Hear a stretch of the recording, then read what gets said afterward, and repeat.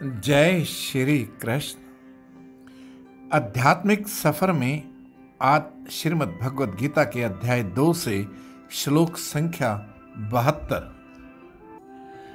प्रबुद्ध आत्मा ब्रह्म ज्ञान प्राप्त करने के बाद फिर भ्रमित नहीं होती। मृत्यु के समय दिव्य चेतना में स्थित सिद्ध पुरुष जन्म और मृत्यु के बंधन से मुक्त हो जाता है और भगवान के परम धाम में प्रवेश कर जाता है। तत्व ज्ञान से पूर्ण ये सांख्य योग का विषय लिए ये दूसरा अध्याय यहां समाप्त होता है।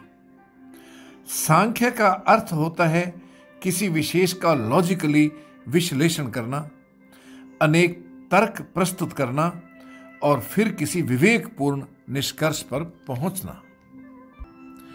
इस श्लोक में प्रभु अध्याय का निष्कर्ष निकालते हुए कह रहे हैं कि सब इच्छाओं के त्याग का मतलब है अहंकार का त्याग। अहंकार के नष्ट होने पर आत्मा से एकत्व का अनुभव होता है। इसी को ब्राह्मी स्थिति कहते हैं। ऐसे में ज्ञान स्वरूप आत्मा प्रकाशित होता है और अपने अंदर आत्मा को पहचानने का अर्थ है ब्रह्म को पहचानना।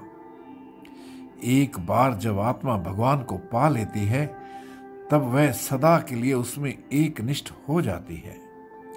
फिर माया का अंधकार उस पर कभी हावी नहीं होता। माया से मुक्ति को निर्वाण मोक्ष कहा जाता है। मुक्ति ही भगवत प्राप्ति का वास्तविक परिणाम है।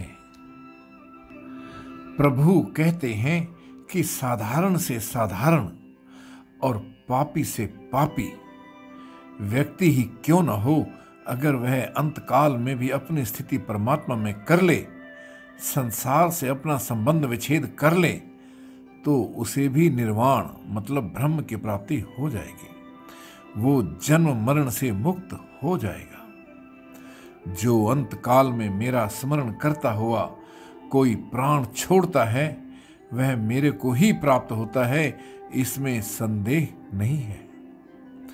तो ये था अध्याय 2 से अंतिम श्लोक संख्या 72।